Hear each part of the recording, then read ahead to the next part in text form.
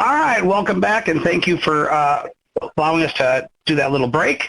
We're all set. So, Dr. Monto, you want to take it away? Yes, I'd like to call on Dr. Fink from FDA, who is going to tell us about the next steps. Thank you. So, following the vote for our first voting question, FDA recognizes that the committee had several concerns. One concern related to benefit-risk balance in the general population of individuals 16 years of age and older, and a second question related to the data and level of evidence to support the safety and effectiveness of a booster dose. And so in response to these concerns, FDA has formulated a second voting question, and I want to make clear that the second voting question involves emergency use authorization rather than approval or licensure, which was the subject of the first voting question. So I'd like to spend just a few moments reminding the committee of some principles around emergency use authorization. These slides were previously presented in the October 2020 VRPAC meeting.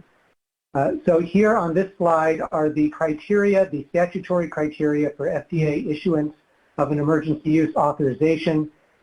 First, the agent referred to in the emergency use authorization declaration can cause a serious or life-threatening disease or condition.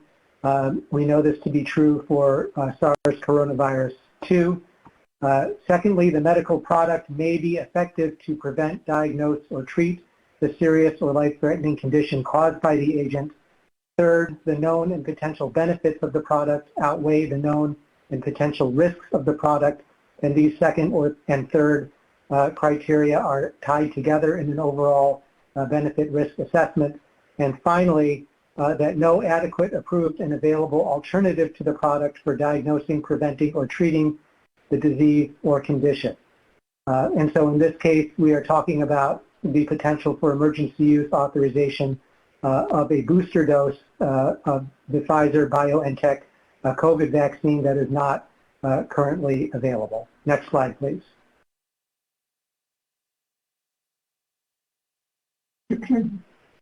May I have the next slide, please? Thank you. So issuance of an EUA for a COVID-19 vaccine, or in this case for a booster dose of a specific COVID-19 vaccine, will specify the conditions for use in which benefit risk has been determined to be favorable based on the review of the totality of available data. And these conditions include the population to be included in the emergency use authorization, the conditions for vaccine distribution and administration, and requirements for safety monitoring and reporting of adverse events. For this specific proposed emergency use authorization, we would expect that the conditions for distribution and administration and requirements for safety monitoring and reporting of adverse events would remain the same as in the current emergency use authorization for the vaccine.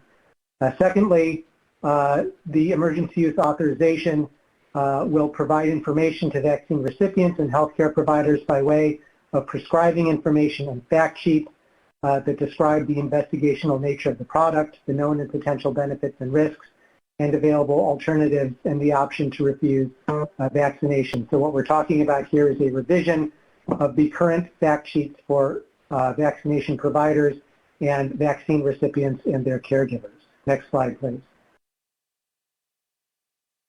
I also want to remind the committee that issuance of an EUA for any product, including a COVID-19 vaccine or a booster dose of the specific COVID-19 vaccine, may be revised or revoked if circumstances justifying the emergency use authorization no longer exist, if criteria for issuance are no longer met, i.e. those statutory criteria on the first slide, or if other circumstances arise that warrant changes necessary to protect public health or safety, such as those based on new information concerning vaccine safety, vaccine effectiveness, vaccine manufacturing or quality, or new information about COVID-19 epidemiology or pathogenesis. Next slide, please. So this is the voting question number 2 that we will ask the committee to consider. Based on the totality of scientific evidence available, including the safety and effectiveness data from clinical trial C4591001, do the known and potential benefits outweigh the known and potential risks of a Pfizer-BioNTech COVID-19 vaccine booster dose administered at least 6 months after completion of the primary series for use in individuals 65 years of age and older and individuals at high risk of severe COVID-19. That is the end of my presentation. Thank you. Thank you, Dr. Fink.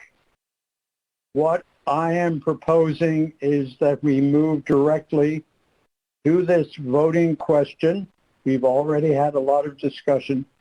And then for anybody who wants to explain their vote, we will go on to explanations of votes before we adjourn. So the voting question, should I be reading it for the record? Please, thank you. Based on the totality of scientific evidence available,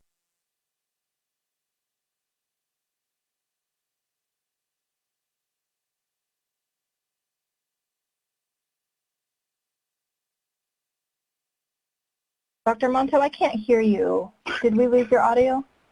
I think we did lose Arnold. I don't know. Yeah, he dropped his, I think he hung up by accident. Yep, he noticed it.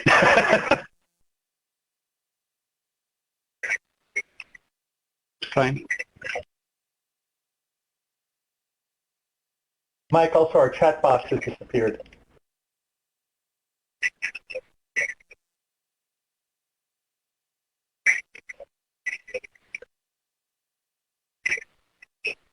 Give me just a moment.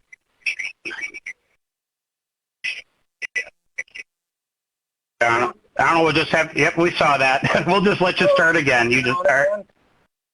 Yeah, go ahead. Yep, have you got me? Yeah, we do, sir. Go ahead.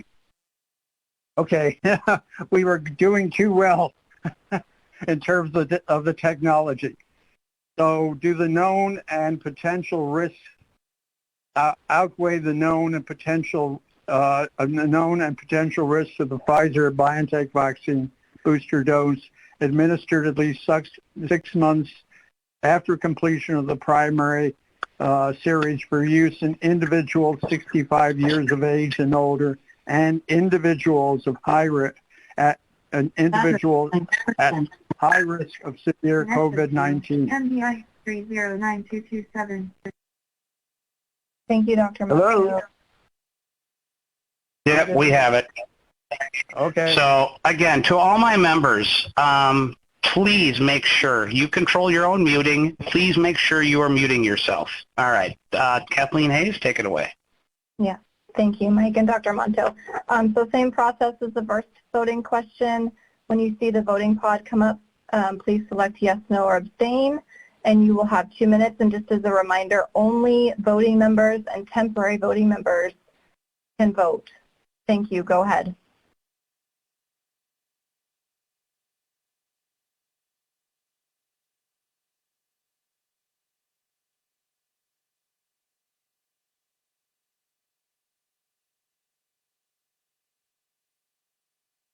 Okay, that was pretty quick. It looks like all of the votes are in. So we can close the poll, and we do have a unanimous 18 out of 18 who voted yes for this question. And I will read the votes aloud for the record. Dr. Cohn, yes. Dr. Portnoy, yes. Dr. Lee, yes. Dr. McInnes, yes. Dr. Perlman, yes. Dr. Gans, yes. Dr. Meisner, yes. Dr. Chatterjee, yes. Dr. Hildreth, yes. Dr. Wharton, yes. Dr. Fuller, yes. Dr. Carilla, yes. Dr. Levy, yes. Dr. Offutt, yes. Dr. Rubin, yes. Dr. Pergam, yes. Dr. Sawyer, yes. And Dr. Monto, yes. So thank you for your votes, and I will hand it back to Dr. Monto. Okay, Explanation of votes for those who have raised their hands. Cody Meisner.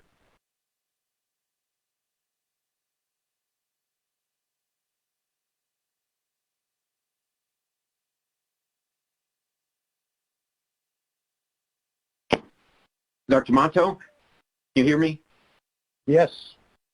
Yes. I would just like to ask Dr. Fink one question. So this, the second bullet will apply to everyone who is 16 years of age or older, that is, at high risk. Is that correct?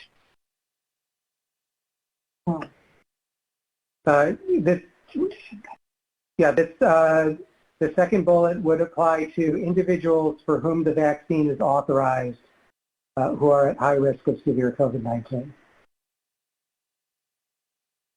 Thank you. Oh, maybe you understood it correctly. Dr. Pergam.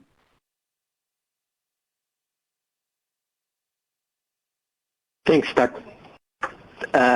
Monto. I think my only, I voted yes on this. My only concern was the comment of high-risk severe COVID-19, because I do think this will potentially put healthcare workers in a different situation. They're not necessarily at risk for severe COVID, but for developing COVID. So I just want to reiterate that I think that healthcare workers are a particularly high-risk group for acquisition as the antibodies wane, and we have not addressed that in this particular statement. Thank you, Dr. Pergam. I just want to remind the committee that the ACIP will be meeting to fine-tune some of our recommendations. Dr. Sawyer.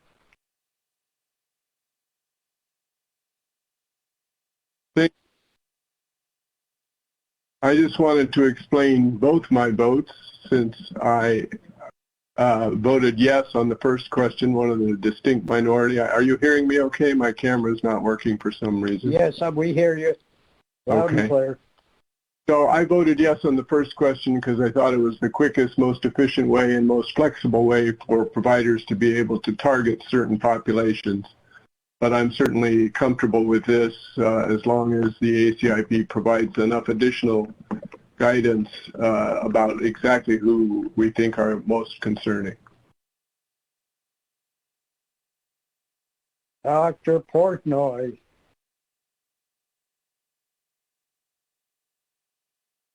So you're inviting the two yes speakers from the previous question to address each other, one right after the other.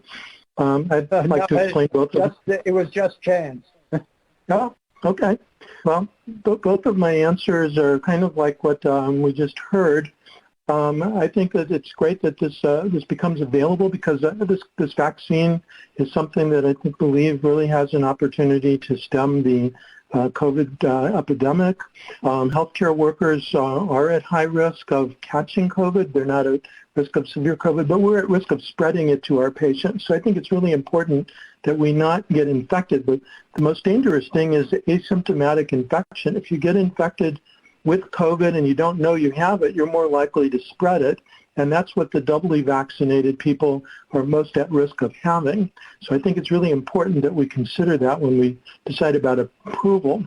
But I'm really glad that we authorized this vaccine for a third dose, and I plan to go out and get my third vaccine this afternoon. Thank you. Thank you. Dr. Kurilla.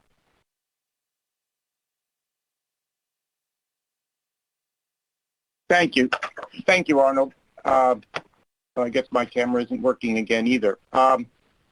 Yeah, just wanted to say that I really appreciate the rewording of the a question. I think it more targets what with the available data that we have where a booster dose is going to be likely to be most effective. I think it does highlight, though, in a lot of the discussions we had, some of the outstanding questions that still remain, and the vaccine manufacturers and the academic community really need to be focused on addressing some of those transmissibility and the relationship between vaccination and the number of doses, I think, is a very important question, and really understanding the true correlates of protection and how that can inform durability assessments going forward, I think, still remain an open question. We just can't simply be in a position where we would just be vaccinating people every time we think there's a problem. So we really need to get a better handle on understanding exactly how these vaccines are mediating protection and the durability of that protection. Thank you.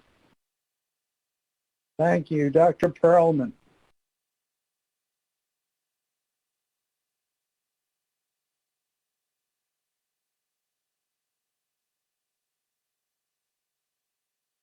Yeah, I just wanted to extend the question that Dr. Perlman raised. So at the ACIP meetings, can they consider basically the use of the vaccine in a group that wouldn't necessarily be under either of these two categories? So with the healthcare workers not being in either one, I believe you said that the ACIP could still include them, but can they include them if it's not in these categories that the FDA may approve? Dr. Perlman, the next one who has raised her hand is Dr. Cohen, who may be, or Dr. Marks, who, would you like to jump in? This is Dr. Marks. I'd very much like to jump in here.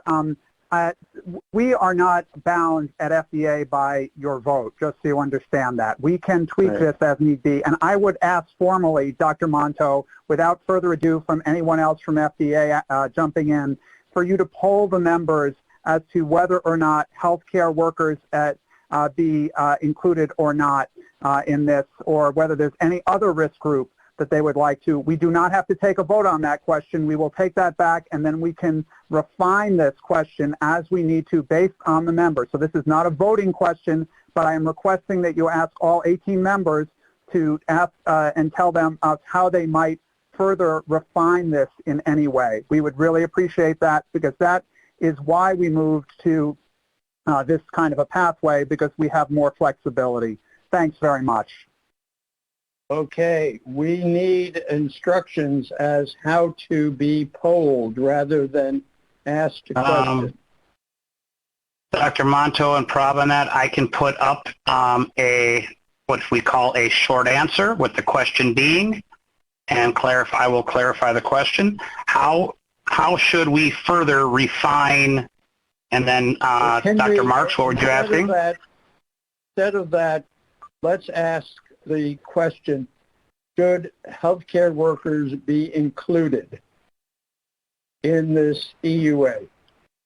But that's fine by me, Dr. Monto. That's fine. I'm always against open-ended questions.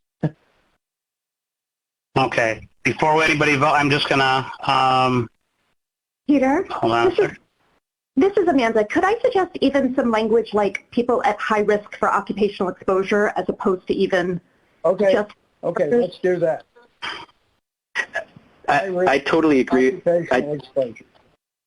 Totally agree with Amanda, because I think we'd be leaving a lot of people out if we did just... So I just want to make sure that the committee understands when we're saying people at high risk for occupational exposure, what we will be taking that to mean at FDA is healthcare workers, frontline workers such as teachers, and potentially essential infrastructure workers as well. Is that what we're taking there? Yes. Yes. Okay, yes. Thank you. Okay, so I want to make sure I captured what Dr. Cohen said. You said, should healthcare workers and somebody else be included in this EUA? What was the other one? It's Dr. Cohen, Amanda, can you just, I think you had it very nicely formulated. If you could just say it slowly so that it can be captured. Thank you. I think it's individuals at high risk for occupational exposure. Okay, should individuals in high risk for occupational exposure be included in this? Okay. All right. I'm just going to check this real quick. Kathleen, let's just see. Should healthcare workers... Oh, I got it. I see it. I do have one question, though. Why does it have to be occupational exposure? Can it just be any exposure? Does it have to just be in part of their job?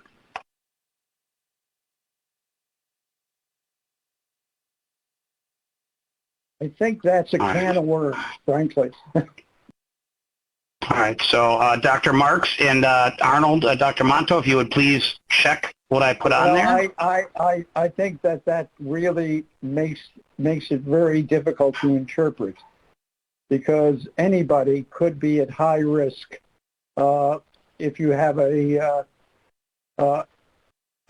if you have a child who's in school. You might consider yourself being at high risk. So I would prefer leaving it as occupational exposure. Okay. So right now, this is not a voting question. This is just a question to the committee. Hold on. I just want to make sure we just get, it looks like to me there's maybe a parsing error. Because it should healthcare workers or others at high risk, right? Because I think that was what was added there. It wasn't just healthcare workers, it was other individuals. Is that correct, Dr. Monto? Yes, that is correct. And there's an R missing from workers. Okay. Thank you. Yep, sorry. Spelling is not my strong suit, but actually that one I caught.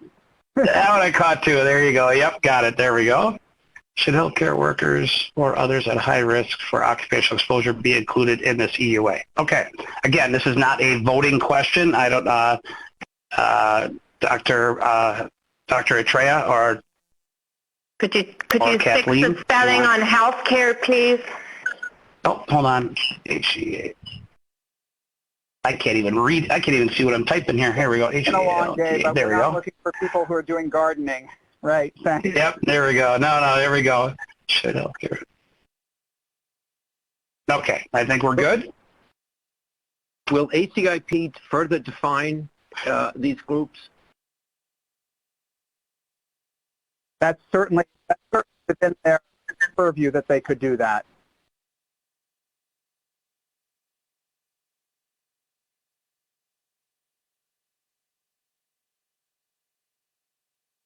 Now, this is not a voting question. Again, this is just you are polling the committee. Am I correct?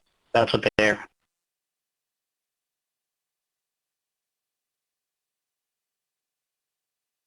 Mr. Monto, Kathleen? how would you like? It looks like it's become a voting question. Well, this is just a poll. I just putting up not a voting question, but just a poll. Right. Just a poll. You asked for it to be a poll. Perfect. Thank you very much.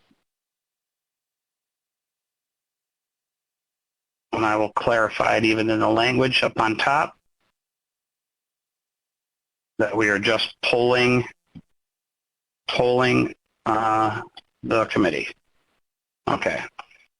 And Dr. Monto, it looks like everyone was in agreement for this question.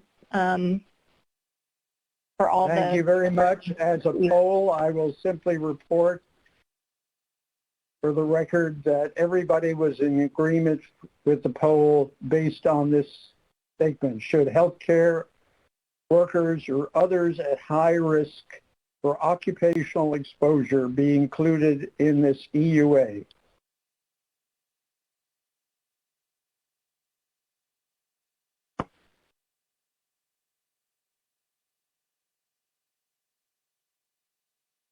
Okay. Now, a number of people still have their hands raised. Do all of them continue to wish to give explanations of votes? Starting with Dr. Cohen.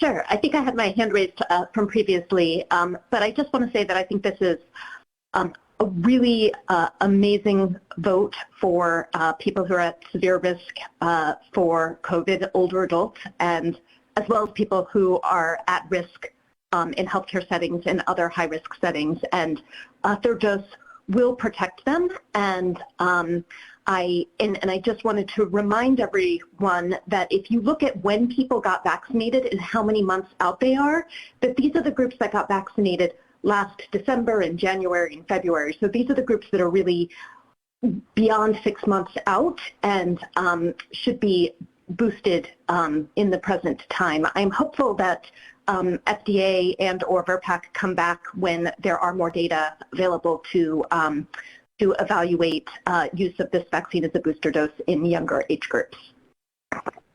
Thank you. And I think that's the beauty of an EUA. I think based on past experience, it can be changed based on changing data.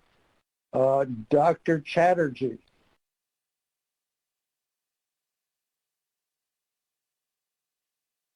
Thanks, Dr. Monto.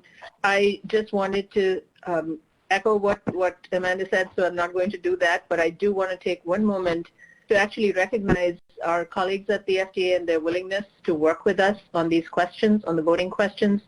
I think this should demonstrate to the public that the members of this committee are independent of the FDA and that, in fact, we do bring our voices to the table when we are asked to serve on this committee. Thank you very much, Dr. Chatterjee. A good note to close the meeting. Let me just thank the committee members and especially Dr. Marion Gruber and Phil Kraus for their long-time service. And I'd like to turn the meeting over to Dr. Atreya to formally close it. Thank you all. Thank you for the wonderful discussions and productive meeting today. And this meeting is formally adjourned, and have a good evening. Thank you all.